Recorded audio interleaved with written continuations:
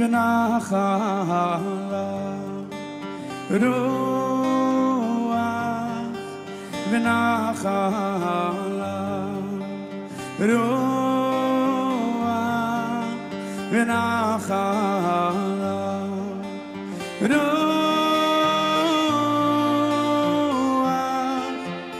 רוח השם.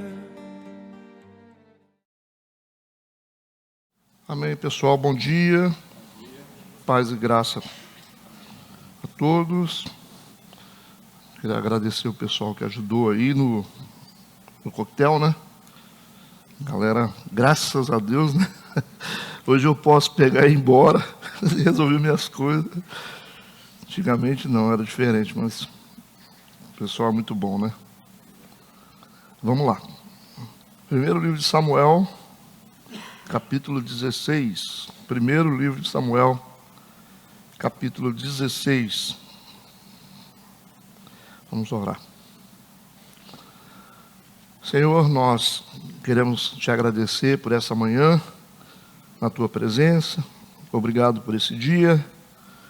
Queremos que teu Espírito nos dirija, continue assim a nossa luz, para que possamos aprender segundo a tua vontade.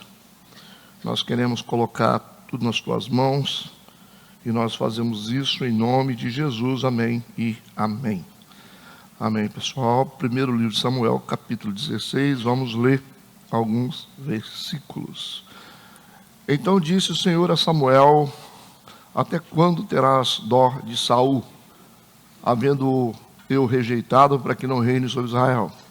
Enche um chifre de azeite e vem, enviar-te-ei a Jessé, o belemita, porque dentre os seus filhos me tenho provido de um rei. Porém disse Samuel: como irei eu? Pois ouvindo Saul me matará. Então disse o Senhor: toma uma bezerra das vacas em tuas mãos e dize: vim para sacrificar ao Senhor. E convidarás a Jessé ao sacrifício, e eu te farei saber o que hás de fazer, e ungir-me-ás a quem eu te disser. Fez, pois, Samuel o que dissera o Senhor, e veio a Belém. Então os anciãos da cidade saíram ao encontro tremendo e disseram: de paz é a tua vinda? E disse ele: é de paz, vim sacrificar ao Senhor. Santificai-vos e vinde comigo ao sacrifício.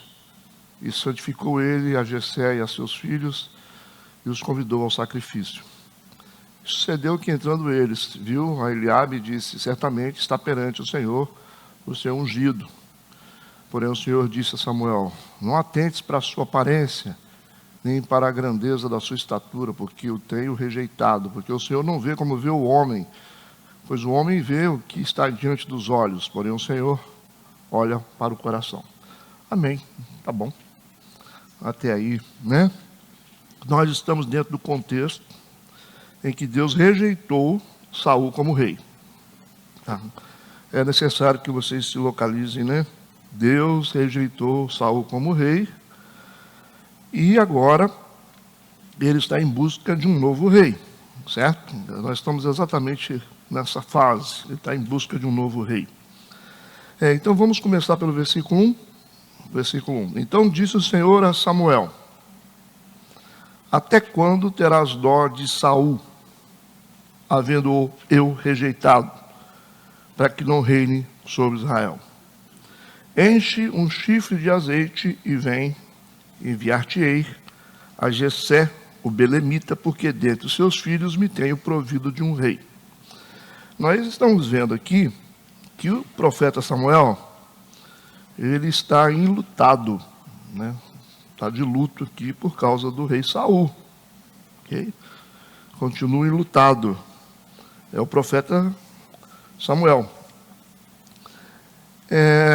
Para ele, é uma decisão muito difícil ter que encerrar, né, o reino do Saul, para cumprir a vontade de Deus. Não está sendo fácil para ele, e o texto é bem claro.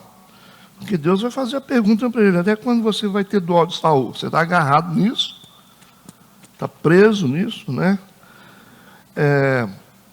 O sofrimento de Samuel é por causa da rejeição. E, com certeza, ele estava orando já pela restituição, pedindo, né?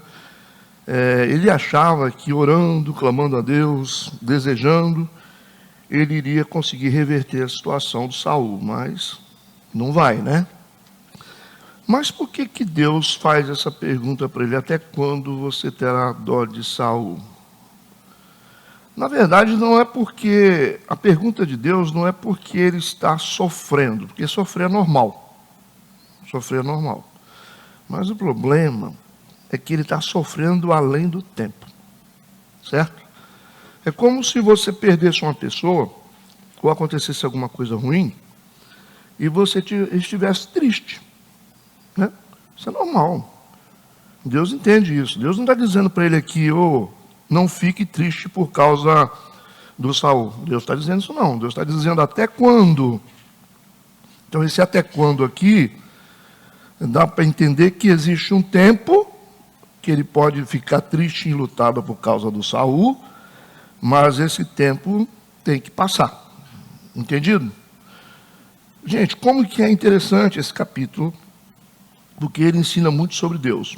Vocês vão perceber que ele ensina muito sobre o caráter de Deus, por isso que eu gosto muito do Antigo Testamento, porque a melhor maneira de você conhecer o caráter de Deus é você estudar o Antigo Testamento. Você saber como Deus trabalha nos detalhes, né? Para que você possa amadurecer, para que você possa se tornar um crente mais forte. É muito importante estudar a Bíblia, por isso, são nas entrelinhas da Bíblia que você descobre quem é Deus. Às vezes as pessoas me fazem perguntas, tipo assim, por que Deus deixou eu fazer isso? Por que Deus permitiu isso? Por que Deus é assim? Eu falei, você está precisando de escola bíblica. Você está precisando conhecer Deus, você não sabe nada de Deus. Eu sempre falo isso nas pessoas. Como que existem pessoas até hoje que não sabem nada de Deus? Elas estão dentro das igrejas, mas elas não entendem o caráter de Deus. Elas acreditam que Deus está perseguindo, que Deus está punindo, que Deus está castigando, que a mão de Deus está sobre elas, entendeu? Existe isso dentro da igreja, dentro da nossa igreja, pessoas que pensam que a mão de Deus está em cima de mim. E eu falo, se você soubesse o peso da mão de Deus, você ia descobrir que a mão dele não está sobre você. Porque se Deus começar a pesar a mão em cima da gente, vai ficar difícil. Entende? Mas porque Deus está tentando me punir? Mas Deus tentando te punir? Não precisa tentar, não. Certo, Deus está com raiva de mim. Então isso não existe. Isso é coisa de gente que não entende a soberania de Deus. A gente tem que saber que Deus ele está legislando a partir de um trono, gente. Ele é um juiz, mas ele é Deus. Então, se Deus decidir assim, tocar fogo em todo mundo, ele pode fazer. Ele é dono de tudo. Se Deus quiser destruir, ele pode destruir, vai ficar tudo certo. Ninguém vai fazer nada. Deus não pode. O que Deus não pode hoje? Me fala, o que ele não pode? Ele pode tudo. Ele pode tudo. Então você sempre tem que dialogar com Deus, você sempre tem que estudar Deus a partir desse princípio. Deus é soberano. Tá? Você tem que conhecer o caráter de Deus para poder tratar sobre os assuntos de Deus. É igual quando você conhece uma pessoa, você conhece bem a pessoa, você é íntima da pessoa. Aí qualquer pessoa que vai falar uma coisa da pessoa, você vai saber fazer a defesa. Você fala, não, eu conheço fulano, eu convivo com ele, eu conheço o caráter dele, e ele não faz isso. Não é assim? Da mesma forma, a gente só pode falar sobre Deus se a gente conhecer a Deus, se a gente andar com Deus, se a gente conhecer o caráter de Deus. É assim que a gente consegue explicar Deus. Nós vimos aqui que Deus não está preocupado porque o Samuel está triste. Ele está preocupado porque o Samuel está triste demais. Passou do limite. Né? Ele está sofrendo além do normal. Já era o tempo dele parar. É o tempo dele parar, porque vida que segue. É o cara que está ficando focado numa coisa só. E o envolvimento aqui é grande. Existem muitas coisas. É a nação de Israel que está em jogo. Então não é o Saul, ok? O mundo de Deus, você não pode ficar focado numa coisa. Existem várias coisas envolvidas. Por isso que, olhando para esse texto, ele dizendo, até quando você terá dó de Saul? Significa que ele estava, entendeu ele chorando, entendeu ele orando, entendeu ele triste, e falou, já passou da hora. Você já era para ter levantado daí. Aí a gente está vendo o que aqui? Uma crise do profeta. Então esse capítulo ele registra claramente a crise do profeta Samuel, para a gente entender que também profetas, homens de Deus, mulheres de Deus também entram em crise. Ok? E essa história é muito parecida com a história de Josué em relação à morte de Moisés. Vocês lembram? O Josué ficou prostrado, parou. O Moisés tinha morrido. Aí Deus chega para ele e fala assim, ó, o Moisés, meu servo, já é morto. Ou seja, eu vou ter que desenhar. Né? Então a gente tem que seguir adiante. Não dá para você ficar agarrado nisso. Já passou. Mesma situação. A gente está conhecendo mais profundamente o caráter de Deus.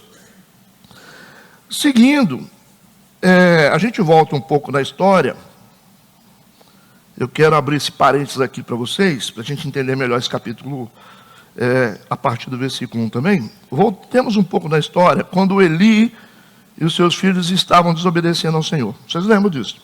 Eli e os filhos estavam desobedecendo ao Senhor. Na verdade, os filhos Ofni e Finéias estavam em pecado, vocês sabem disso, e o Eli, o pecado do Eli era a omissão em relação aos pecados dos filhos. Então, nesse ponto de pecado do Eli e dos filhos, Deus estava preparando o menino Samuel. Não estava preparando? Lembram disso? Enquanto o Eli estava sendo omisso em relação aos erros dos seus filhos, os filhos eram sacerdotes, Deus está a preparar o menino Samuel. Foi isso que nós estudamos no primeiro capítulo.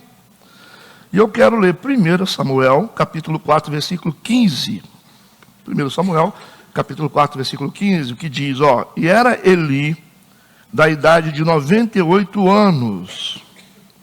Eu quero fazer vocês entenderem a preocupação de Deus com o luto do Samuel. Eu quero fazer vocês entenderem a preocupação de Deus e a complexidade do luto do Samuel que fica permanente, que tem que parar. Eu volto em 1 Samuel capítulo 4, versículo 15. Era Eli da idade de 98 anos. Quem é o Eli aqui? Quem é o Eli aqui? O Eli é o que está responsável para ser o líder da nação de Israel. Ok? Só que esse Eli estava com 98 anos. O que significa ter 98 anos? A gente está já no final do mandato. Não é isso? Um ciclo está sendo encerrado, 98 anos. Para você entender melhor, a Bíblia vai contextualizar. Ponto e vírgula, depois está escrito. E estavam os seus olhos tão escurecidos que já não podia ver. O que está acontecendo? O homem que tinha iluminação para a nação de Israel, a luz dele está apagando. Mas tem uma figura de linguagem aqui que diz que são os olhos que estão escurecidos. Não são só os olhos que estão sendo escurecidos por causa da velhice. Ou seja, ele está terminando também o mandato dele. Certo? Está sendo apagada uma lâmpada que ilumina Israel. Deus estava iluminando Israel através do Eli. Por causa do Eli e do seu comportamento e da sua idade, a iluminação que ele tinha de Deus para o povo está apagando. Por isso que é representado em forma de olhos escurecidos. Entenderam isso? Se você olhar com profundidade, Deus não está falando simplesmente de uma idade e de olhos de um velho que estão sendo escurecidos, mas sim que a iluminação da nação está sendo apagada. E se está apagando a lâmpada, o que tem que acontecer? Deus tem que acender outra. Entendeu? Esse é o problema. Você não pode escurecer a nação de Israel. A nação de Israel precisa de luz, senão ela some do mapa. Senão a nação acaba. Então Deus está dizendo, olha, a luz do Eli está apagando. A luz do Eli está apagando. Precisamos acender uma nova lamparina. E aí Deus está lá, pegando a lamparina nova que é o profeta Samuel. O que Deus vai fazer com essa lamparina? Deus vai botar azeite nele. Entende? Consegue? Por isso que essa questão do Saul ter perdido o mandato dele como rei e o Samuel está prostrado, o que Deus está falando com ele? Até quando você vai ficar aí parado? Você vai deixar a luz apagar? Entenderam isso? Até quando você vai ficar chorando por causa do Saul? A gente precisa acender uma lamparina nova, porque essa aí já era. Entendeu? Porque não pode apagar, existe uma missão profética nesse negócio. Se a gente quer manter isso funcionando, a gente precisa manter as lamparinas acesas. A gente volta um pouquinho para Levítico 24, versículo 2. Levítico 24, versículo 2, no livro da lei, vamos lá. O que está escrito? Ordena aos filhos de Israel que te tragam azeite de oliveira puro batido para a luminária, da onde? Do templo, para manter as lâmpadas acesas continuamente. Você está achando que Deus está falando simplesmente aqui que são lâmpadas de um tabernáculo, precisam ficar acesas? Ele está falando assim, existe uma iluminação para o povo de Deus que não pode parar. Por isso que não podia faltar azeite na luminária, porque o azeite manteria as lâmpadas acesas continuamente. Tudo bem? Entendido? Sem dormir? Vamos agora para o segundo livro de Samuel. A gente dá um pulo lá na frente para a gente entender melhor no período de Davi, apesar de que o Davi não apareceu aqui na história ainda, mas vamos dar um pulo lá na frente para a gente poder entender. Segundo Samuel, capítulo 21, versículo 17. Olha que momento importante quando Davi estava envolvido com bastante guerras. Porém, Abisai, filho de Zeruia, o socorreu e feriu o filisteu e o matou. Então os homens de Davi lhe juraram, dizendo: nunca mais sairás conosco à peleja. Para quê? Não apagues a lâmpada de Israel. Conectaram isso aí? Falou: Davi, você não pode ir para a guerra com a gente. Você morre, apaga a lâmpada de Israel. A gente tem que ter outra para acender. Aí a gente tem que pensar qual é o nosso papel de liderança. Se a nossa luz começar a apagar, Deus vai acender outra. Entende? Isso. Você pode ter certeza que não vai ficar nada apagado. Porque quem ilumina é o próprio Deus, a unção é dele.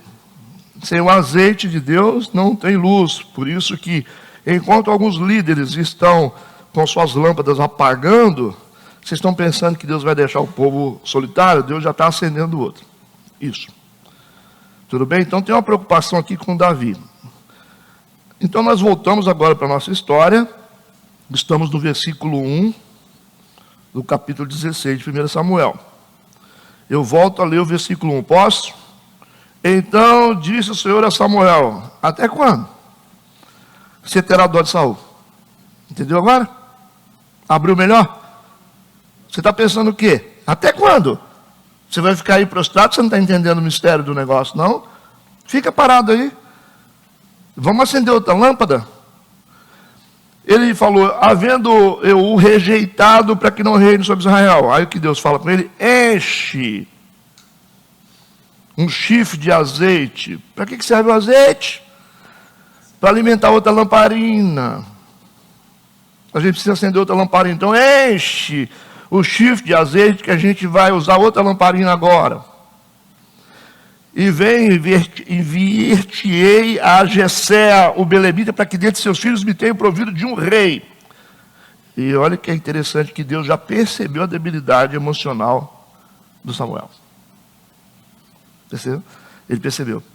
Olha como é que Deus é sábio. Ele percebeu quando ele falou: até quando você vai continuar assim? E por causa desse até quando, o texto diz: enche um chifre de azeite. Deus falou: e vem, eu vou te enviar a Jessé o belemita, porque dentre seus filhos me tem provido de um rei. Ele não falou quem era. Aí Deus começou a restringir informações dele. Entendeu? Ele falou assim: eu vou ungir alguém ou um dos filhos de Jessé. Tinha um monte. Mas podia ter falado o nome, mas não falou. Porque o profeta não está bem. Deus vai ficar com coisas só para ele. Só existe um lugar de segurança em Deus. Homens não. Essa é a informação que o profeta Samuel não pode ter. Pelo menos nesse momento que ele está vivendo. Ele não está legal, não. Ele não está legal. Parece que ficou meio assim, cego espiritualmente. Da mesma forma, lembra do João Batista? João Batista, um grande profeta. A reputação do João Batista estava no chão. Quando ele foi preso, antes dele ser preso, quando Jesus chegou lá no Jordão, Jesus estava chegando para ser batizado, aí ele fala assim para todos os judeus que estavam ali: eis o Cordeiro de Deus que tira o pecado do mundo. Poxa, que informação, né? Ele falou: eis o Cordeiro de Deus, o Cordeiro que vocês costumam sacrificar naquele ritual. Esse é o verdadeiro Cordeiro que tira o pecado do mundo. Essa era uma nova mensagem, era algo novo, né? Aí todo mundo ficou assim, né? Ele disse, quando ele começa, e ele tinha uma informação que dizia o seguinte, importa que ele cresça e eu diminua. Então como é que tinha que ser o ministério de João Batista? Decrescente. Jesus tinha que começar a aparecer mais e ele diminuindo. Ele nasceu para diminuir. Aí você vê que na história começa, a turma do João Batista começa a batizar e disputar com a turma de Jesus. Certo? Aí começa a disputar quem batiza mais. Não é Jesus disputando com ele, mas os discípulos do João Batista começam a disputar com os discípulos de Jesus. Quem batiza mais? Quem batiza mais? Qual a igreja que cresce mais? Está acontecendo o que ele falou? Importa que ele cresça e eu diminua? Os discípulos do João Batista não queriam diminuir. Eles queriam batizar mais, fazer mais coisas que Jesus. E o líder, que era o João Batista, não estava contribuindo com isso. Porque ele é o líder. Então quem é que foi que cortou a cabeça do João Batista? Quem que vocês acham? Foi a Jezabel? Ou foi Deus? A cabeça dele foi cortada pelo próprio Deus. Ele tinha que diminuir, estava sumindo. Quando ele vai ser preso, ele foi preso, dentro da prisão, ele está tão confuso que ele manda 2 discípulos. Pergunta para ele se ele é o Messias que havia de vir ou se vai vir outro. Como assim? Você não tinha anunciado para todo mundo, você fez a propaganda que ele era esse é o Cristo, né? Esse que é o Cordeiro de Deus, agora você está com dúvida. É o sintoma de quem precisa perder a cabeça. Ou seja, já estava perdendo a cabeça espiritualmente falando. Certo? Porque perdendo a cabeça, porque já estava fazendo um jogo de competição com Deus, né, com Jesus, e ao mesmo tempo já não tinha certeza daquilo que ele pregou. Ele estava perdendo a cabeça, ele só perdeu a cabeça de forma literal, simbolizando aquilo que ele já tinha perdido. Deu para entender ou não? E vai perder. Vai diminuir na marra. A gente pensa que é o diabo não está com muito controle assim como a gente pensa, né? Ele diminuiu. João Batista diminuiu. Aí ele está com a reputação no chão. Está assim, queimado. Porque primeiro ele falou, esse é o Cordeiro de Deus. Depois ele manda perguntar se é. Está queimado no mercado. João Batista. E virou o competidor de Jesus. Aí Jesus vai e faz o seguinte. Gente, vocês não viram simplesmente um profeta, vocês viram muito mais do que um profeta. Jesus levantando a moral dele. Jesus salvou a reputação do João Batista. Ele falou, ele é muito mais do que um profeta. Ninguém nasce de mulher igual ele. Nunca vai haver um profeta igual ele. Jesus salvou a reputação dele na morte. Porque estava queimado, senão não tinha história. Compreendeu? Deus é bom, hein? Não deixou de terminar mal. Ele só está bem na história hoje para nós, porque Jesus salvou. Jesus fez a propaganda dele no final. Se deixasse do jeito que estava, né? Jesus falou, entre os nascidos de mulher não tem ninguém maior do que ele. Ele é muito mais do que um profeta. Mas ele não estava merecendo, não, estava. Porque ele terminou a história competindo com Jesus e terminou a história perguntando se Jesus, mandou perguntar se Jesus realmente era o Messias que havia de vir, ou se tinha outro para vir. Entenderam isso? Não forcei a história, é isso que está escrito na Bíblia. Então nós estamos agora olhando para a história do Samuel e vendo que ele não entendeu que a lâmpada de Israel está apagando, tendo que acender outra.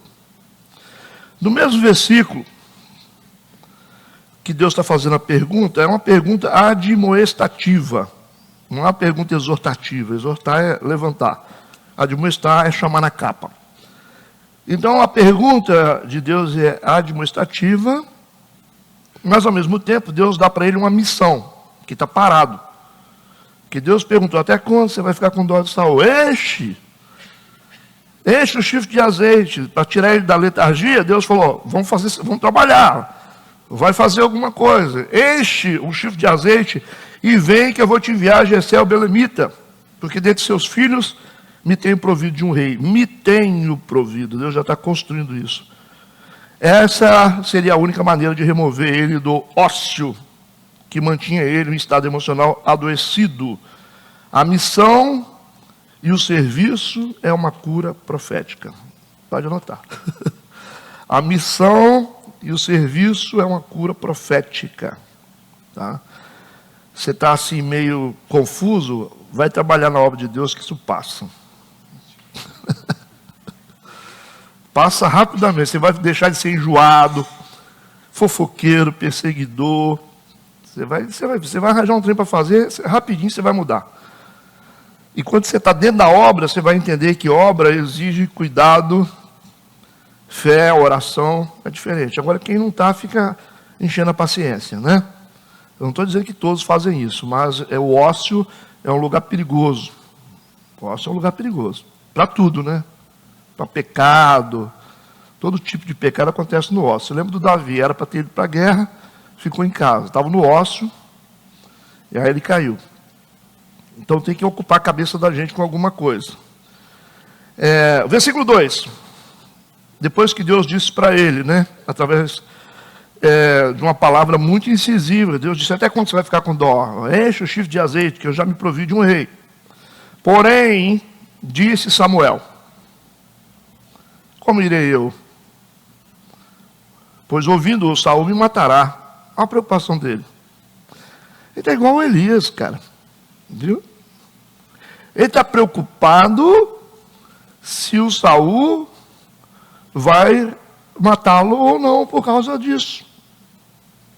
Poxa, mas nem parece que esse cara era um profeta tão valente nos capítulos passados, né?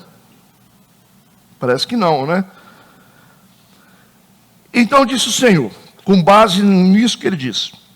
Ele falou: o Saul vai me matar, como é que eu vou ungir um rei no lugar dele? Então disse o Senhor: toma uma bezerra das vacas em tuas mãos e dize: vim para sacrificar ao Senhor. Antes de entrar nessa segunda parte, eu quero revisar com vocês a debilidade emocional que está afetando a fé do profeta Samuel. Parece que o Samuel está confiando mais na fúria do Saul do que no poder de Deus. É estranho, não é isso? Não parece o mesmo Samuel que despedaçou o rei Agag, no capítulo passado. Viu como que o poder desaparece? A mente da pessoa, a mente afetou, a fé desaparece, o poder também desaparece. Agora é um homem com medo. Com medo.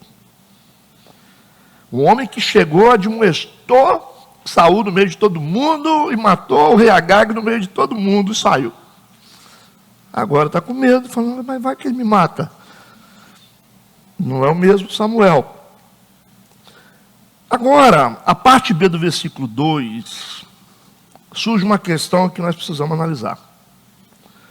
Porque Deus deu uma estratégia para o Saul. Já que você está com medo de morrer, então você faz o seguinte: você toma uma bezerra das vacas em tuas mãos e diz: vim para sacrificar ao Senhor. O que soa para vocês isso? O que passa na cabeça de vocês?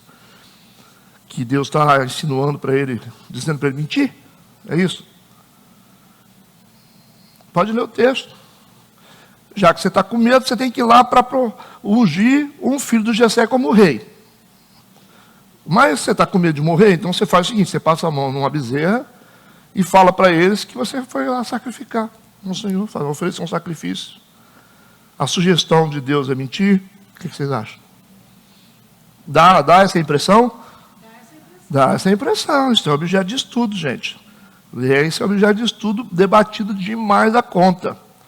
Por isso que, se você for ler a Bíblia sem conhecer Deus, você não vai conseguir andar com Deus.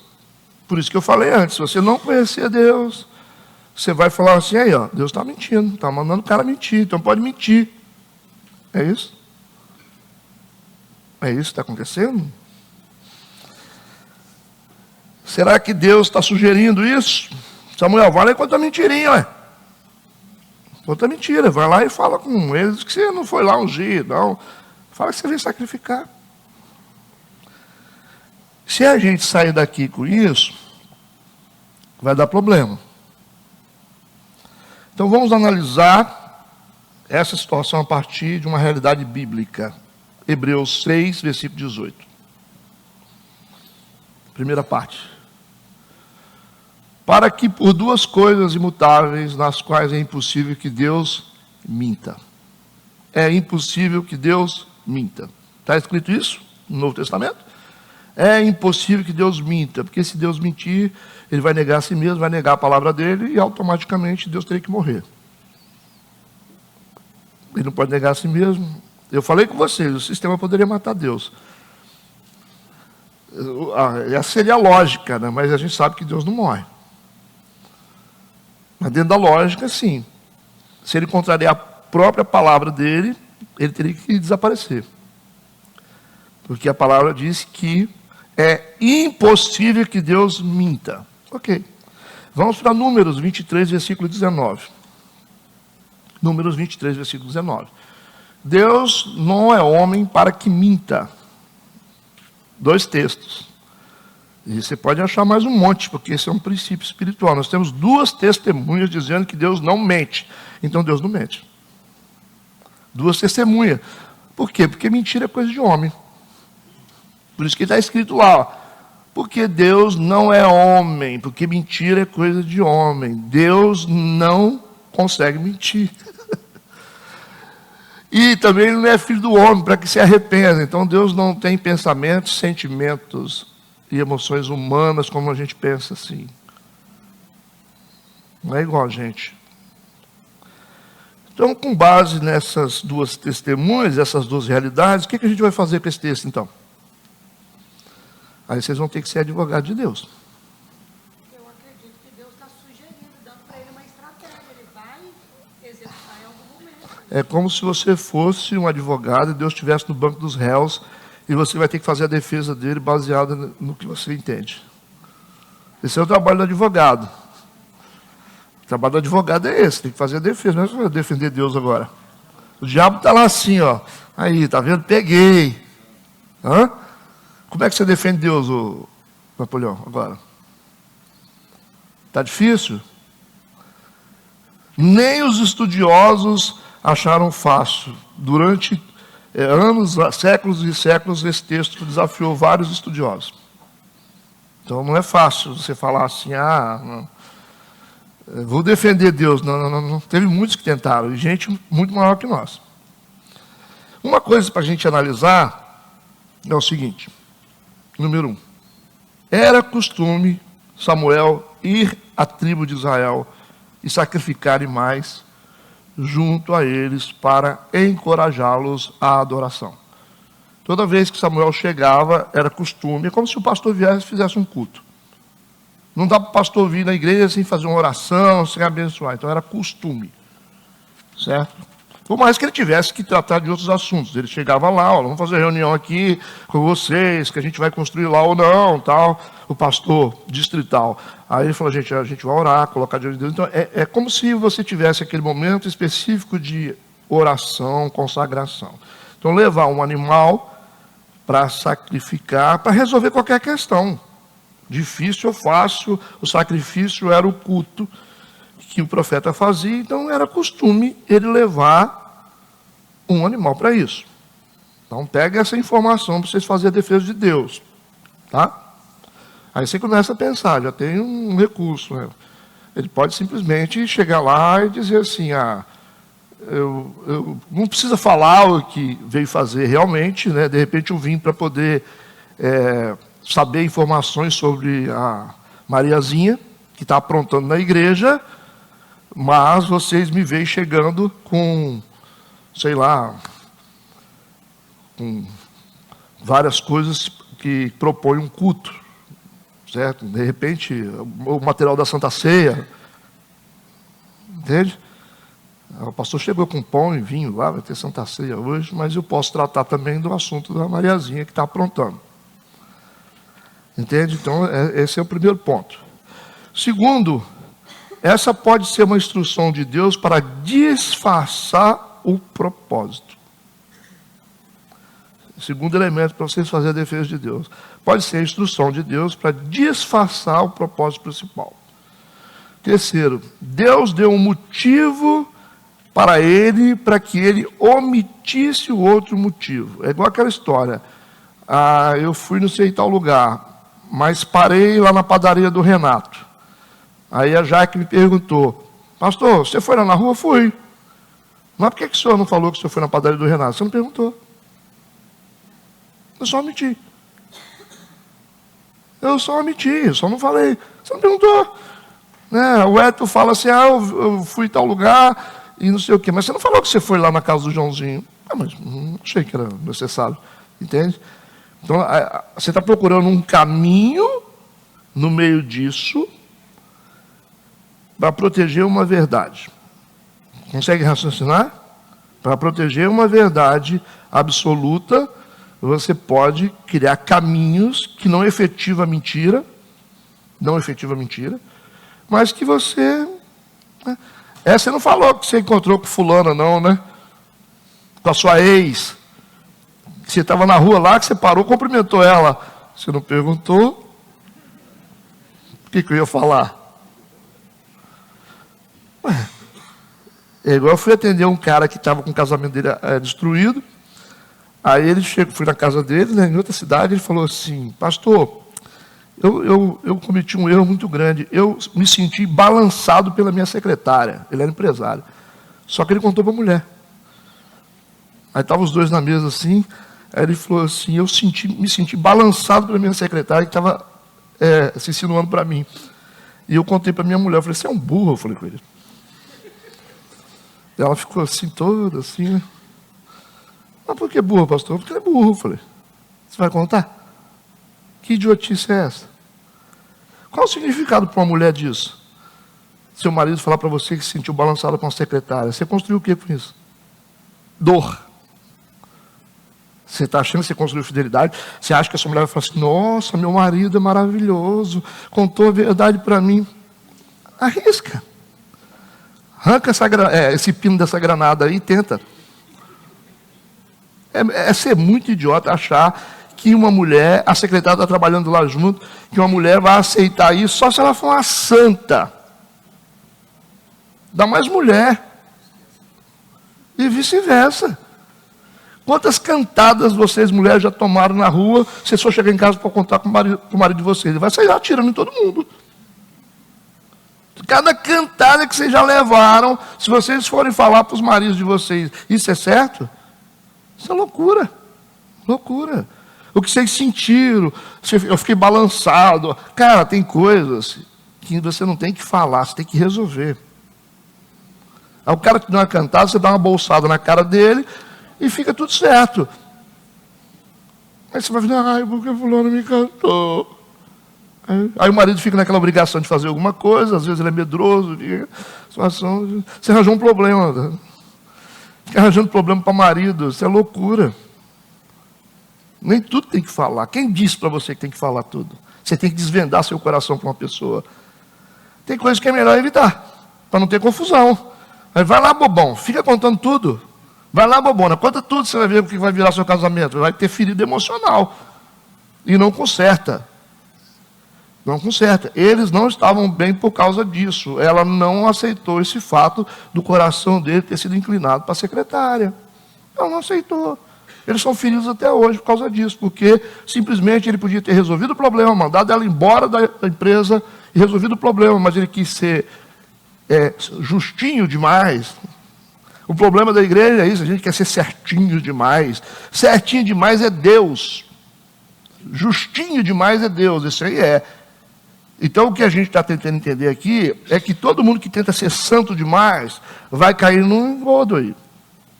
Você não vai dar conta, irmão. Ninguém dá conta. O profeta aqui não está dando conta.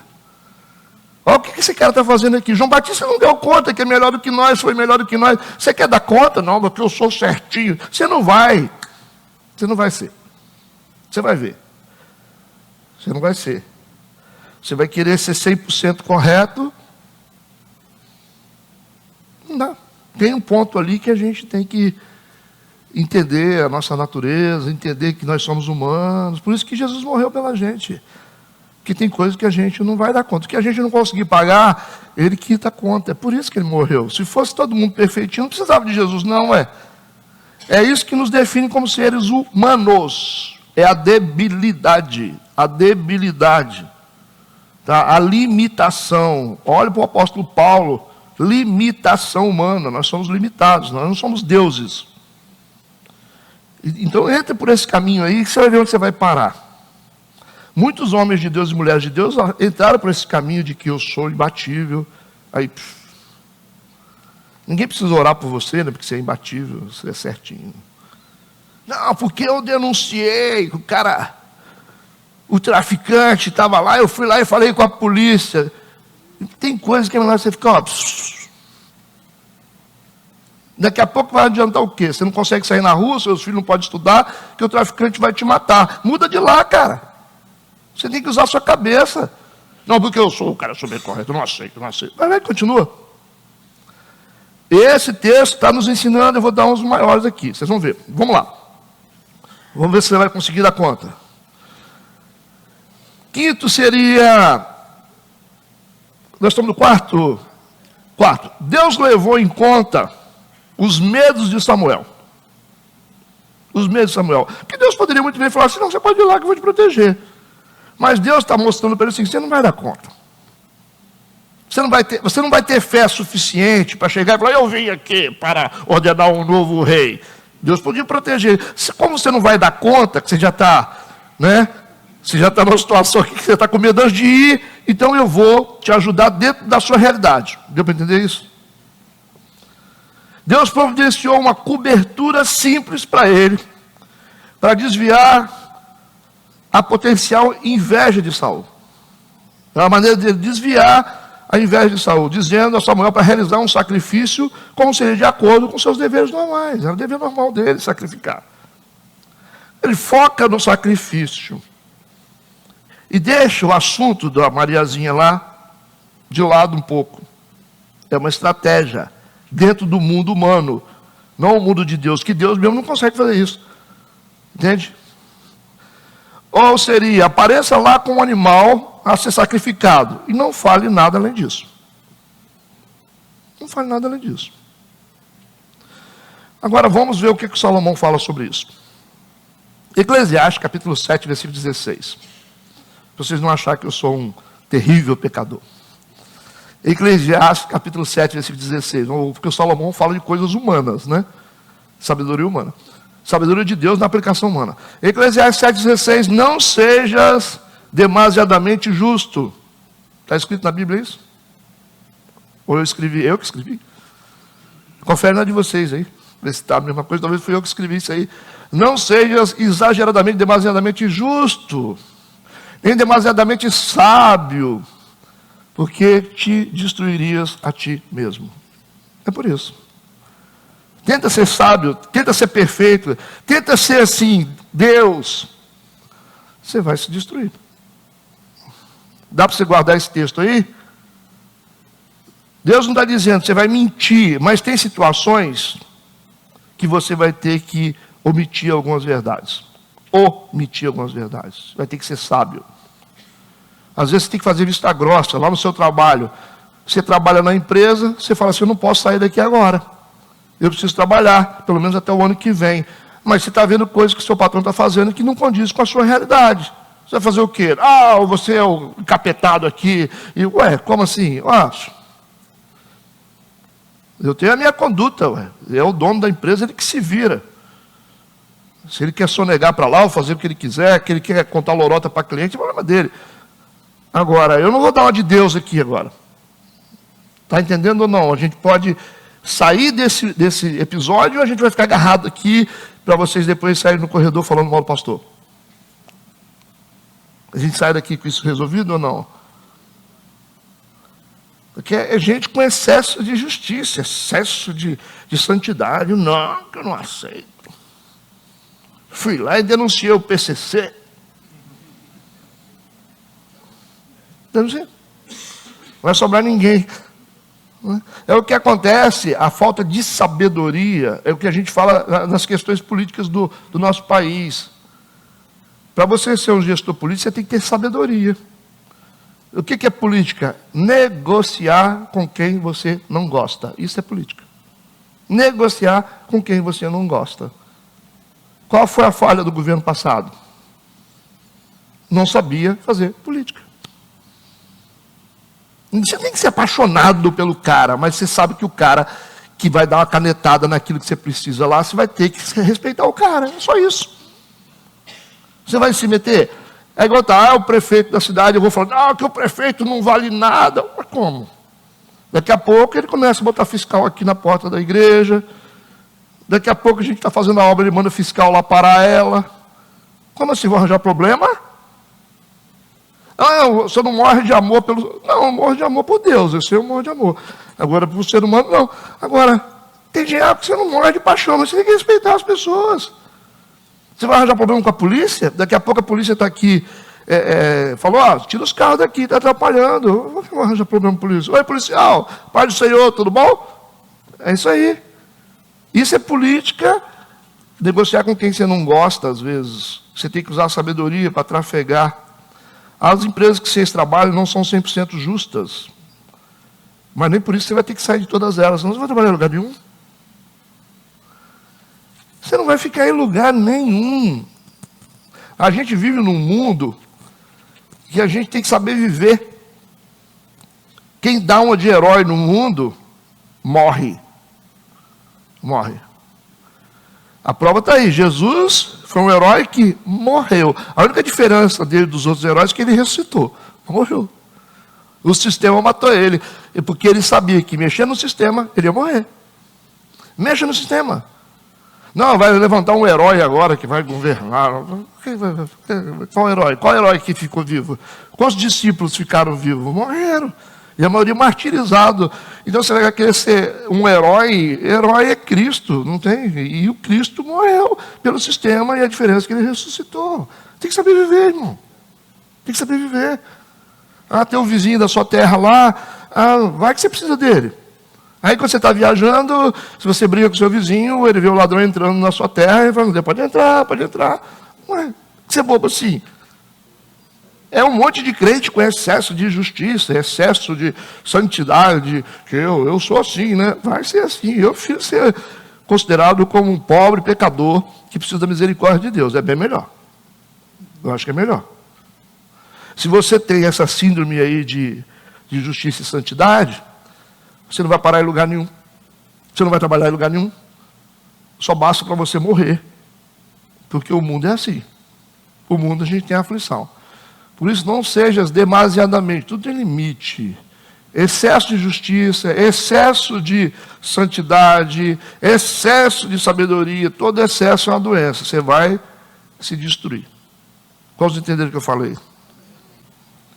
Aí o cara fala assim, eu sou ateu.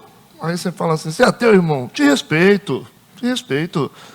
Ele falou, não, você me respeita? Como ateu, te respeito. Aí daqui a pouco o cara está aqui na igreja. A gente faz, oi, tudo bem? Beleza.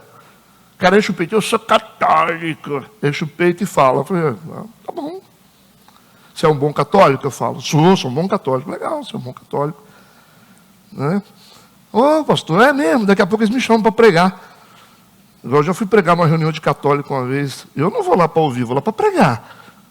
E quantas vezes que eu fui fazer reunião de católico numa escola aí. Mas o senhor vai? Eu falei, vou. Vai mesmo, vou. Na hora eu pregava Jesus como o único Salvador. Jesus é o único. Jesus é o único. Aí eu estou dizendo que não tem mais outro.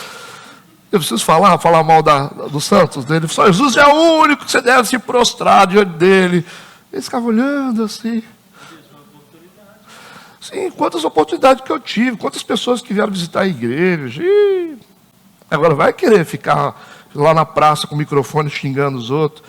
O desserviço que essas igrejas fazem é ficar com o microfone, os caras que falam mal, um microfone choco, mal vestido, estou pregando. Aí ele fala, eu fiz evangelismo. Fiz evangelismo, que evangelismo? Você ficou enjoando todo mundo, o pessoal fica cortando volta. Povo chato, rapaz. Você está atravessando a rua, o cara está gritando, condenando os outros, não sei o quê, você fica olhando. Isso é um desserviço. Aí o cara da loja fala assim, por isso que eu não gosto de crente, por isso que eu não gosto de crente. Aí fica condenando a gente. É um desserviço. Porque pregadores bons não vão para lá não, filho. Pregador bom, se fosse, juntava uma multidão em volta dele. Os grandes pregadores do mundo juntavam numa praça para pregar e juntava milhares e milhares e milhares de pessoas. Parava todo mundo. Agora fica fazendo de serviço para dizer, eu fiz evangelismo. Fiz evangelismo. Que evangelismo você fez? Você fica enjoando os outros. Aí arranjou um monte de folheto, saiu aí no morro distribuindo. A igreja tem que fazer evangelismo. Aí tá, você fez evangelismo. Aí bota o pessoal para ficar enjoando nas portas. Bate na porta do cara num domingo, que ninguém tem tempo. Você tem tempo? Eu não tenho tempo. Tem um tempinho? Não tem, irmão. Não tenho tempo. Não tenho. Ué, que hora que você tem tempo? Fala aí. De manhã você está arrumando casa, a mulher está arrumando casa, não tem tempo. De tarde você quer descansar com a sua família, também não tem tempo. De noite não tem tempo. Que tempo que a gente tem? A gente não tem tempo. Fica lá, batendo na porta. É um folhetinho. Aí ele chega na igreja, eu já fiz evangelismo.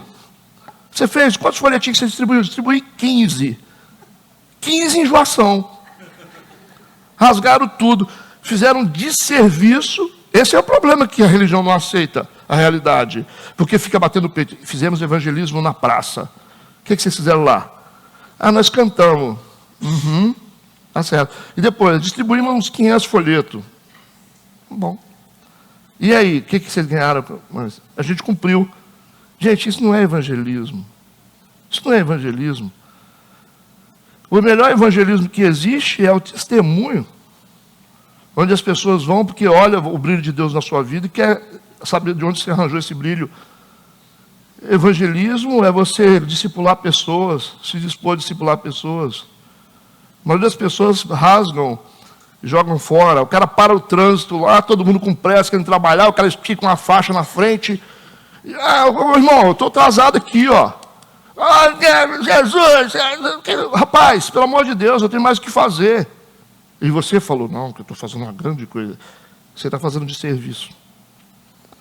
Se você tomasse conta da sua vida e fosse uma pessoa que tivesse um testemunho onde você estivesse, lá na sua escola, no seu trabalho, você ia ver o impacto que ia dar nas pessoas. No trato com as pessoas, do que ficar queimando energia com bobeirada só para poder registrar lá, dizer, fizemos evangelismo. Quantas almas vocês ganharam? Nenhuma. É isso, vocês ganharam um monte de gente enjoada, que ficou enjoada, que não pode ver crente. É por isso que a gente vive essa opressão da sociedade, porque as pessoas não gostam de crente por causa do desserviço, de gente gritando, batendo na nossa porta. Pastor, mas eu tenho que ver que fulano converteu. Irmão, por favor, é uma pessoa, mais uma alma. Só porque a pessoa, é igual que você faz apelo na igreja, aí quem quer aceitar Jesus? Vem um monte. Levanta a mão.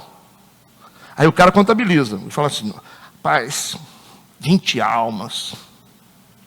Mentiroso, não foi 20 almas. A maioria desse pessoal que veio aqui, não está nem aí. Não é só levantar a mão e aceitar Jesus, é um processo. A não ser que veio, já chegou um discipulador, propôs um discipulado, o cara já entrou no grupo de discipulado, preparando para o batismo. Aí tudo bem. Aí o cara contabiliza num culto, se eu chamar para vir na frente, quem é? Aí vem um monte, aí eu vou ficar contabilizando, quem vai levantar a mão. Porque levantou a mão quer dizer que aceitou Jesus? Aceitar Jesus é muito mais do que isso. Muito mais do que isso. O cara às vezes nunca mais volta na igreja. Mas eu aceitei Jesus na igreja. Como é? Só levantar a mão? É muito mais do que levantar a mão. É você se envolver num processo de discipulado, de educação cristã, de participação. Isso sim. Aí você leva a pessoa para o batismo. Aí sim. Agora, só porque levantou a mão na igreja. Uns amigos meus ficam assim. 20 almas ontem. Não foi, irmão, não foi 20. Quantos você discipulou deles? Nenhum. Então, não, entende? Isso é coisa de religião. É ficar jogando óleo numa engrenagem só para ela ficar rodando. Porque nós fizemos evangelismo. Aí nós vendemos 15 pizzas para poder arrecadar dinheiro. Quanto dinheiro você arrecada com 15 pizzas? 20. 30. Estamos vendendo pizza para poder construir a igreja. Rapaz, só se vender 15 caminhões de pizza. Porque você chega no orçamento, o cara fala assim, quanto você cobra para fazer esse muro aqui? O cara fala, 50 mil. Para fazer um muro, fora o material. Você vai vender pizza, hein? Enquanto você fica esticando faixa no meio da rua, pedindo centavinhos aos outros, centavinho. Se não for com fé do povo, dízimo e oferta, você não faz nada para Deus. Eles ficam o dia inteiro aí com essas faixas no meio da rua, pedindo moeda dos outros, porque tem que construir não sei o que para fazer o telhado da igreja. Chega no final da tarde, dá 150 reais. Você faz o que com? Se esse povo tivesse fé, para saber que a gente constrói as coisas com base na nossa fé, a igreja tem que ser do tamanho da fé do povo. Não ficar pedindo dos outros. É a nossa fé que é o tamanho da nossa igreja. Se vocês não meterem a mão no bolso, vocês não vão ter nada, não. É dízimo mesmo, é dízimo. É assim que a gente constrói a igreja. A igreja metodista tem que ser do tamanho da fé da igreja. Agora, porque o político tem que dar um dinheiro, porque a fulaninha tem que... Não, a igreja que tem que ter fé para isso. A nossa fé gera ar-condicionado, som, é a fé da igreja. Você construiu a nossa fé.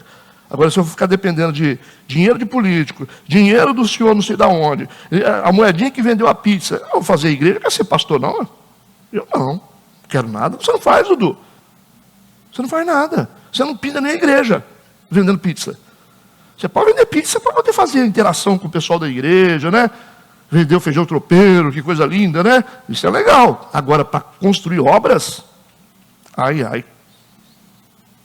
Pense, processe, depois vocês respondem o que eu estou falando. Isso se chama religião. Religião. Um povo que é infiel, que não tem coragem de chegar dentro de uma empresa e falar assim, meu irmão, vamos lá na minha igreja. Deus vai te abençoar. Aí cria um monte de coisas para dizer que está fazendo, não sei o quê. Faz o relatório. Estamos aqui com 15 evangelismos no mês. Falei, quantas almas? Alma a gente não tem. Mas então, não adiantou nada. Então, existem formas mais eficientes. Tudo bem, nós estamos aí com a nossa igreja. Quais são os movimentos que eu estou fazendo aí fora? E por que as pessoas vêm aqui para a igreja? E por que a gente batiza praticamente todo mês? Batiza. Vocês estão me vendo fazendo esses movimentos? Esticando faixa no meio da rua? Então, o testemunho ele é muito mais poderoso. O seu testemunho é muito mais poderoso do que algumas coisas que as pessoas gostam de fazer para dizer que fez. Para dizer que fez. Né? Eu sou crente. Quantas pessoas você ganhou? Então, seu ministério, eu sou cantor. Quem se converteu a partir do que você está fazendo? Então, você não é ministro. Então, a igreja vai crescendo à medida que a gente vai vendo. Você cresceu, rapaz, você está bem, neném? Rapaz, eu quero conhecer esse Deus, hein? Isso é poderoso. Isso é poderoso. Como é que você tem uma fé dessa? Fala, Deus que eu sirvo, a pessoa quer conhecer o seu Deus. Então, o testemunho é muito mais poderoso do que um folheto. Pode ter certeza. Pode distribuir folheto? Pode, não tem problema. Pode distribuir. Agora, se você achar que, porque você distribuiu o folheto, você vai para o céu, se Deus pudesse te mostrar, você vai ver um monte amassado assim, depois você vira as costas. Se tivesse pego, talvez, esse dinheiro que você gastou com folheto e comprado uma cesta básica para Dona Maria, para os filhos dela, talvez seria melhor. É um monte de gente que amassa e faz assim, otário.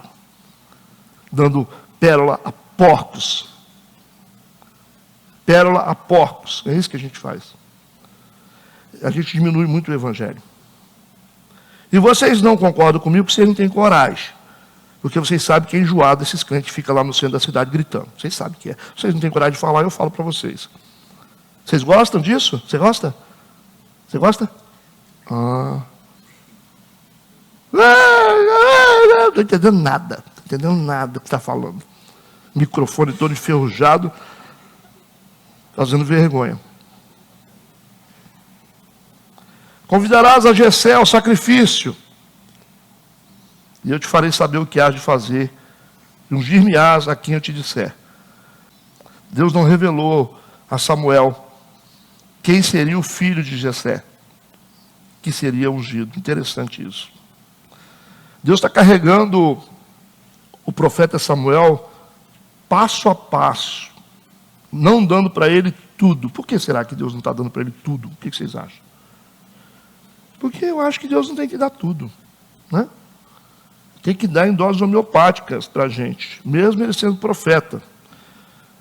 Deus disse: você vai convidar o Jessé ao sacrifício, e eu te farei saber, eu te farei futuro, o que há de fazer, para você ungir, a quem eu te disser, na hora eu vou te dizer. Pode ser que Deus está fazendo isso também por causa do estado emocional dele. Mas a gente vê também que Deus não pode dar tudo, né? Igual o maná. Se Deus der tudo, a gente fica valente, né? É melhor depender de Deus e receber em doses. Porque, então é bom entender que profeta Deus não dá tudo, tá? É importante isso. Deus não dá tudo para o profeta, não. Tem que ter uma parte humana nele, senão ele vira Deus. Profeta não tem tudo, senão ele vira Deus. Versículo 4. Fez, pois, Samuel o que disseram o Senhor. Mesmo naquela situação, ele fez o que disseram o Senhor. E veio a Belém, então, os anciãos, que são os líderes máximos da nação, saíram ao encontro tremendo. Olha só, são os líderes, os anciões, né? E disseram: de paz é a tua vinda. Por quê? Porque a última vez que ele veio, ele fez uma lenha, né? Matou Agag e saiu com as mãos cheias de sangue. Falou: é de paz a tua vinda? Eles estão com medo, porque quando o profeta entrava, eles sabiam que alguma coisa vinha. E eles já sabiam que o Saul e o Samuel não estavam bem um com o outro. Então já vem mais bomba. Eles lembraram da última vinda de Samuel e como foi o desfecho. Versículo 5. E disse ele: é de paz, ele disse, eu vim sacrificar o Senhor. Santificai-vos e vinde comigo ao sacrifício. E santificou ele a Jessé e a seus filhos e os convidou ao sacrifício. Aproveitou para chamá-los para participar da festa.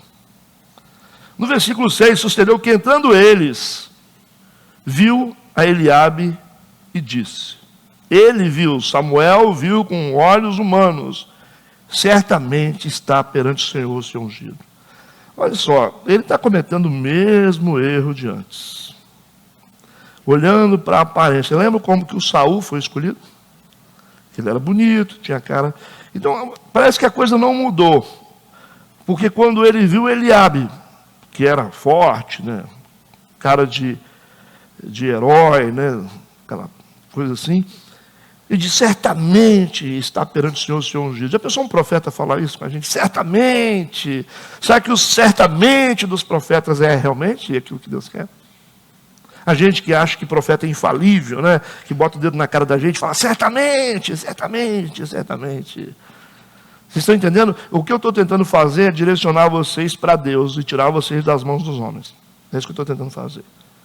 Por isso que eu preciso tirar um pouco da credibilidade dos profetas homens, porque senão a gente vai ficar numa confusão terrível. E levar vocês para uma vida íntima com Deus.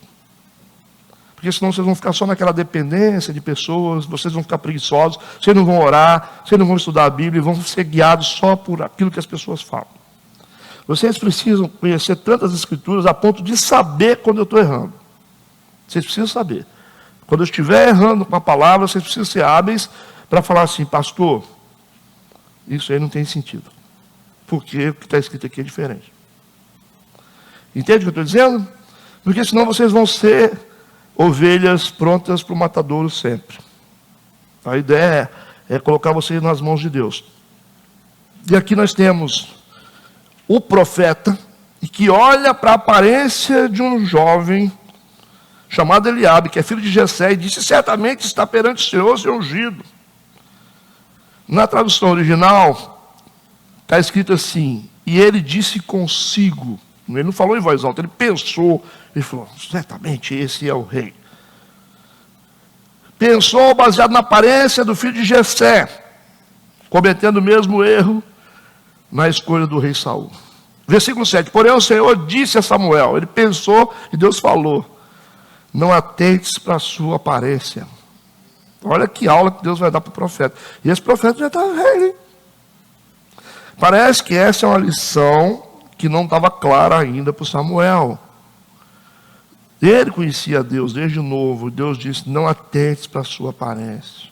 Pode ter sido o estado emocional dele, ou ele esqueceu do que Deus ensinou. Não atentes para a sua aparência, nem para a grandeza da sua estatura, porque o tenho rejeitado, ele falou. Porque o Senhor não vê como vê o homem, pois o homem vê o que está diante dos olhos, porém o Senhor olha para o coração. Aí teve que dar essa aula, né? Essa era uma realidade que ainda precisava estar clara para o Samuel.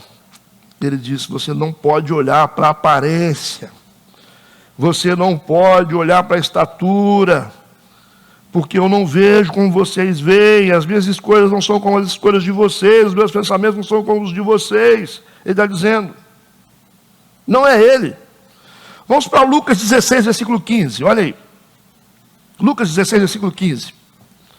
Diz assim: e disse-lhes: vós sois os que vos justificais a vós mesmos diante dos homens, mas Deus conhece os vossos corações.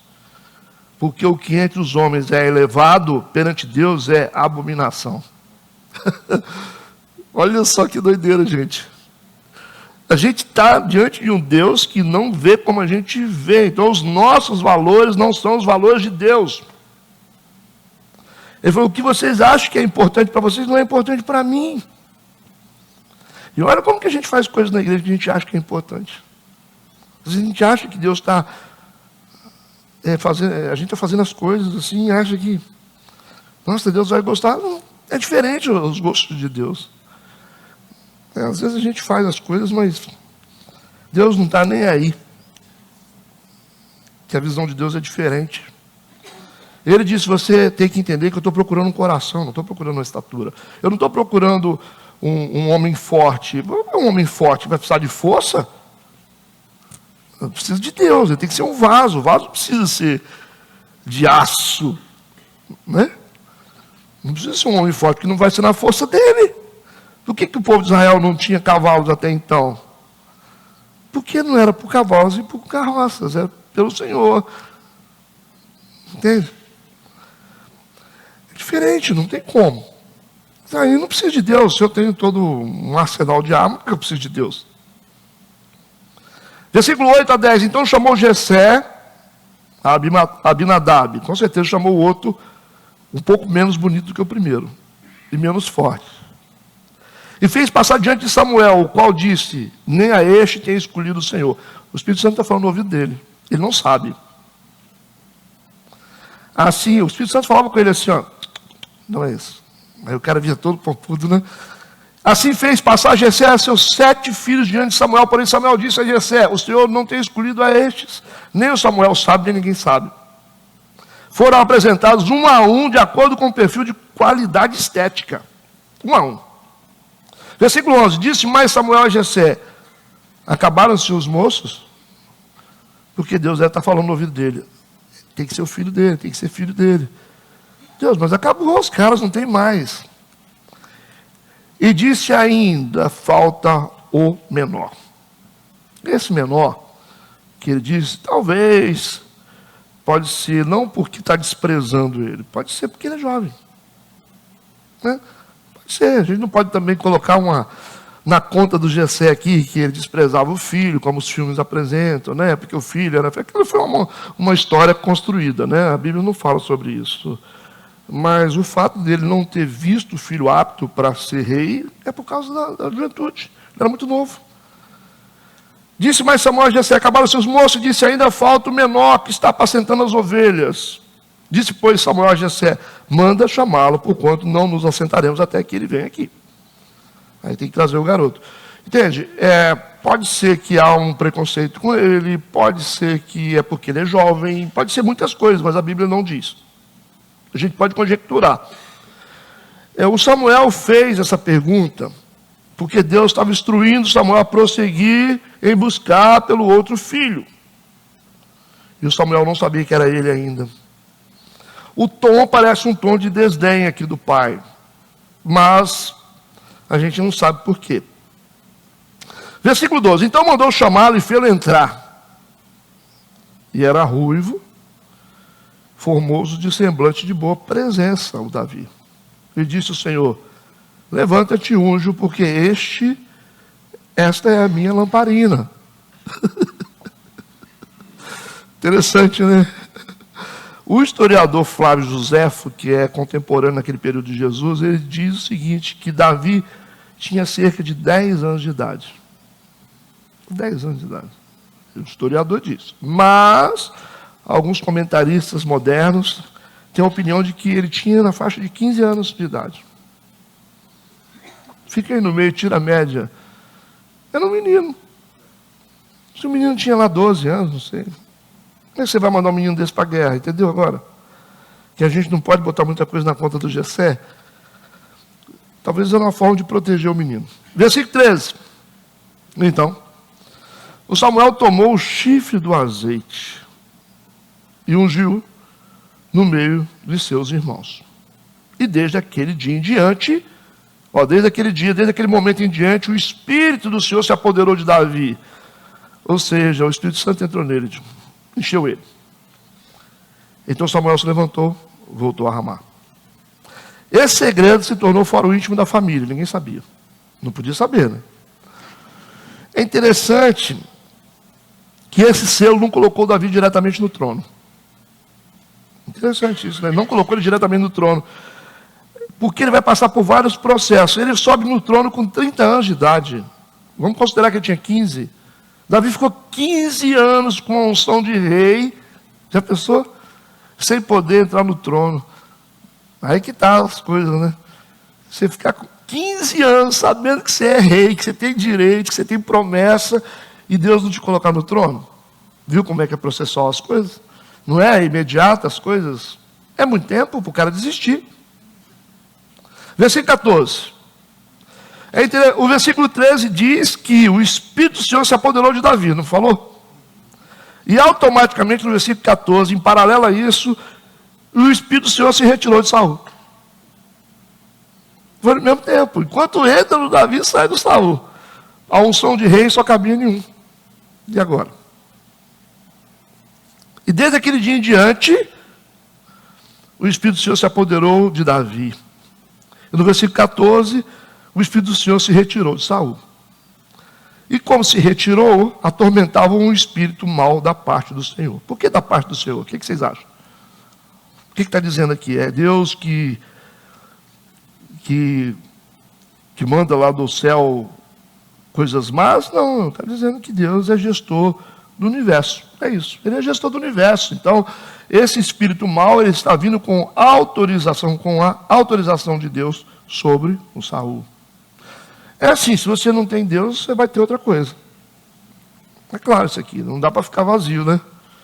O diabo encontra uma porta aberta, veio com a autorização de Deus. Só isso. E começou a atormentar o Saul. E a história agora vira a página para o Saul. E aconteceu de forma paralela, enquanto que está enchendo um, está esvaziando o outro. Percebeu? Versículo 15 e 16. Então os criados de Saul lhe disseram, porque perceberam, Saul está estranho, né? Está falando coisa com coisa, começou a ficar perturbado, né? Eis que agora o espírito mau da parte de Deus te atormenta. Diga, pois, nosso Senhor, a seus servos que estão na tua presença, que busquem um homem que saiba tocar harpa. E será que quando o espírito mau da parte de Deus vier sobre ti, então ele tocará com a sua mão e te achará melhor. Esse foi um discernimento fácil de se ter por causa do comportamento do Saul. Estava fora de controle, fora da realidade. E os servos perceberam e sugeriram que ele trouxesse um músico para fazer um processo terapêutico nele, né? Por que isso? Porque era muito comum a recomendação de música para acalmar as paixões, para curar doenças mentais, acalmar tumultos entre o povo. A música era muito usada para isso, para trazer essa calmaria, e isso estava acontecendo. E eles sugeriram que trouxesse um rapaz que tocasse, alguém, um músico bom, né? E no versículo 17, 18, então disse Saul ao seu servo: buscai-me, pois, um homem que toque bem. Né? Pode buscar. E trazei-mo. Tem que ser bom, tá? Não é só bater corda, não. Porque às vezes a gente fala assim, não, o importante é que Deus está recebendo, né? O cara não toca nenhuma nota certa e fala, não, eu estou fazendo para Deus. Deus está fazendo errado. É esse conceito que tem as igrejas, né? A igreja chega aqui, o cara vai cantar. Muitas igrejas assim, o cara canta de qualquer jeito. Aí a pessoa fala assim, não, pastor, Deus não esquenta a cabeça com isso não. Porque é para Deus. Se é para Deus, você tem que fazer bem feito. Ué. Aí entrega qualquer coisa. Aí você vai nas igrejas, tem lá não sei quantas pessoas vai ter oportunidade.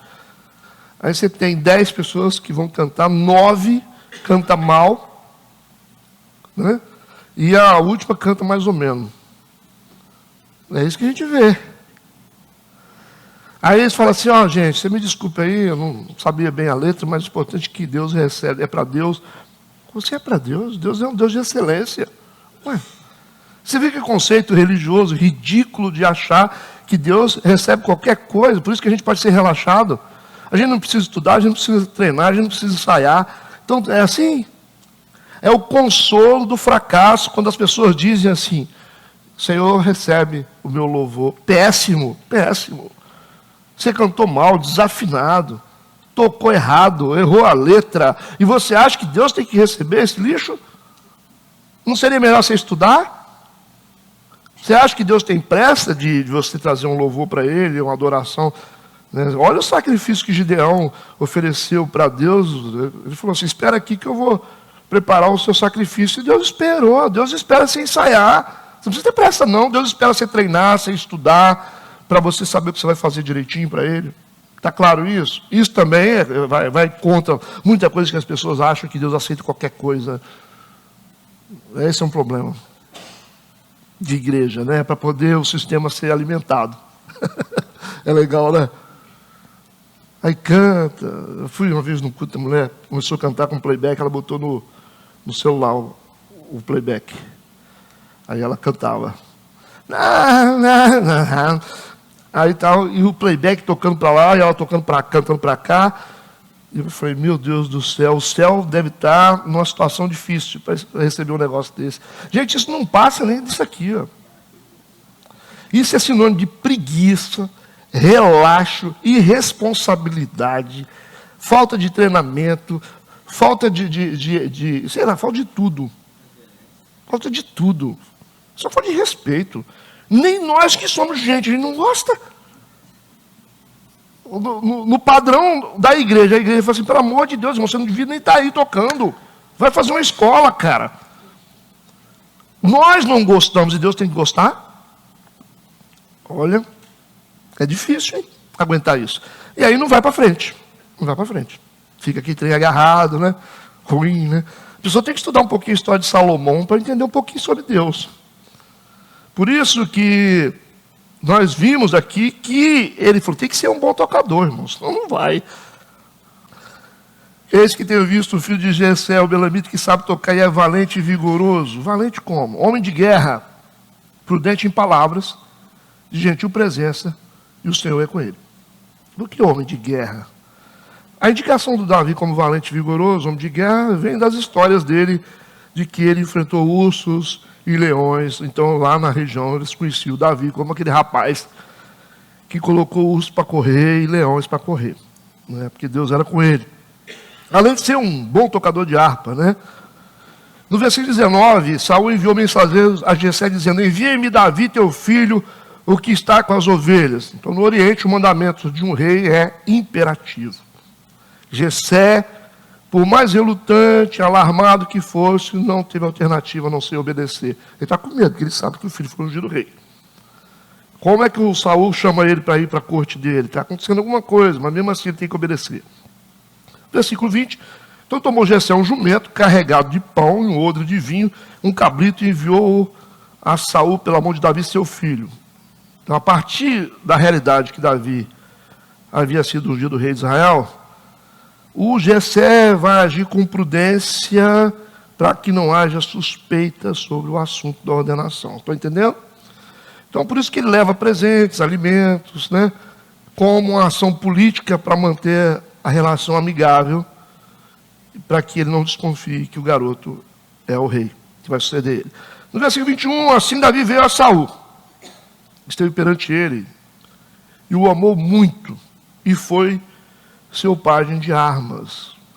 Essa é uma posição extremamente importante, um cargo elevado. Ele vai servir na corte do rei e vai ser um pajem de armas, um escudeiro, né, do rei. Ele vai servir diretamente ao rei. Olha Deus preparando Davi para o seu destino, colocando ele na corte para se familiarizar com as maneiras dos negócios do governo, o estado geral do reino. Ele tem agora um cargo honrado. Tudo vai acontecendo, né, dentro dos processos de Deus, porque tem aqui um chamado, né? Existe uma unção que está movendo o Davi em direção ao palácio. Versículo 22, então Saul mandou dizer a Jessé: deixa estar Davi perante mim, pois achou graça em meus olhos. Primeiro ele obriga o menino a vir, e agora ele manda uma mensagem para o pai, apaziguando a situação, porque ele gostou tanto do Davi, e por respeito a Davi, ele vai tratar o pai do Davi com honra. Por isso que ele fala: deixa o garoto aqui, gostei do menino. Não, o menino toca bem, né? Gostei da cantoria dele, do toque de harpa dele. E ele se sentia bem a partir dessas músicas. É interessante, né? Eu acho que todo mundo que faz coisas bem feitas para Deus, isso atrai a presença de Deus. Eu acho que quem toca bem, quem canta bem, tudo que você faz bem feito atrai a presença de Deus e manda os demônios embora. Essa é a lógica, né? Porque se esse espírito mal vai sair a partir de uma música boa, não é isso? O espírito mal está saindo a partir de uma música boa. Até a gente se sente bem, gente.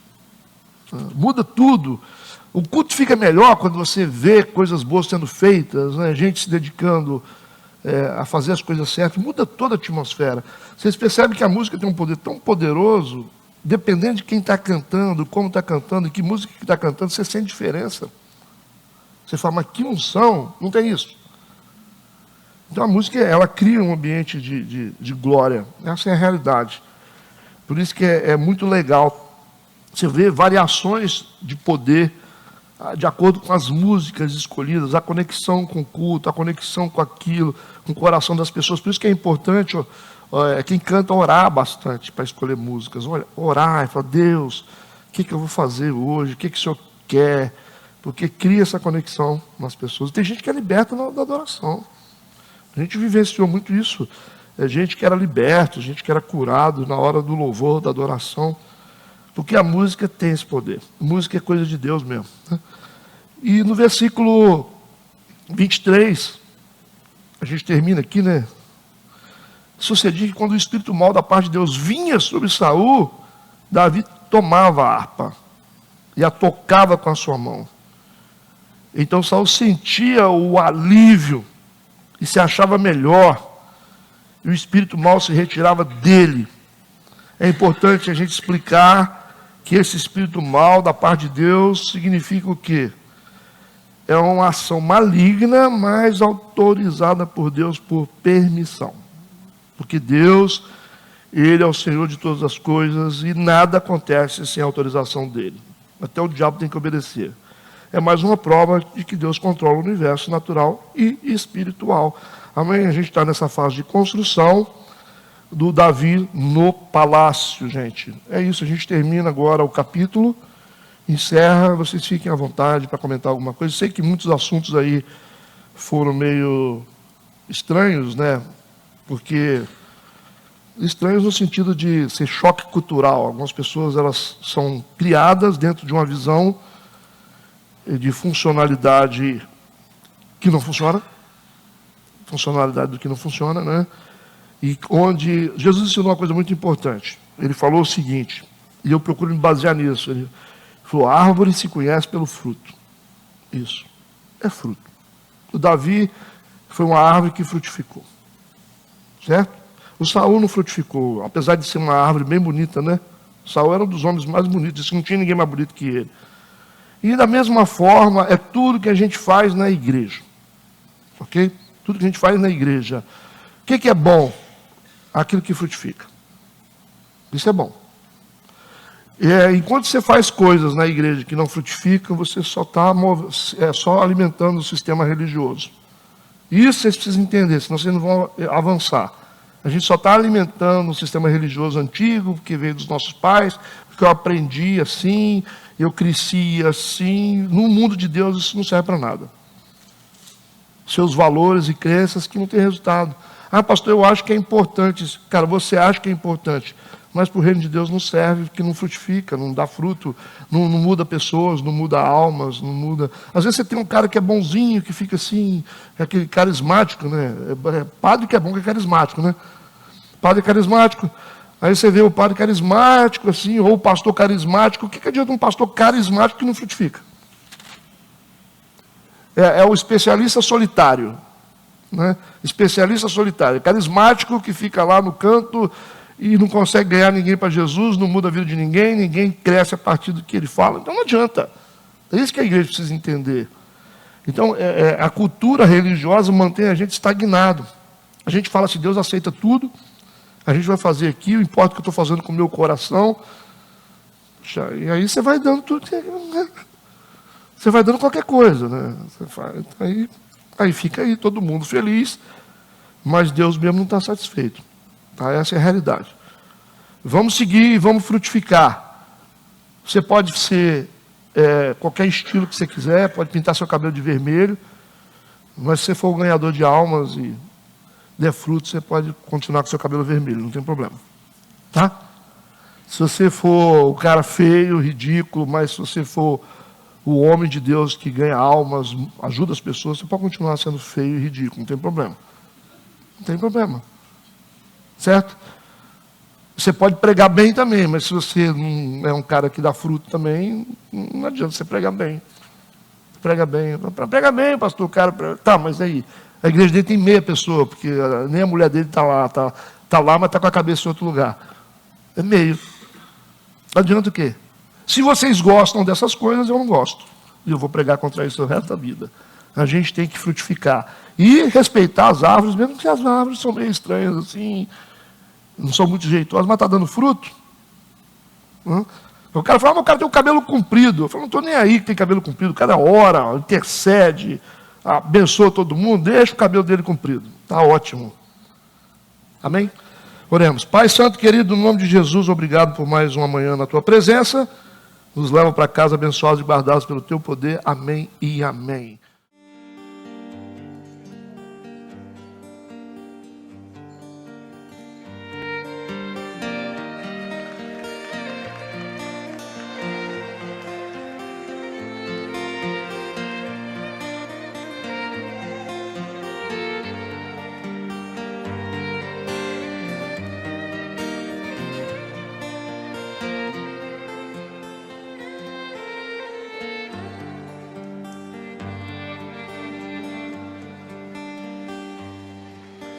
ונחה רוח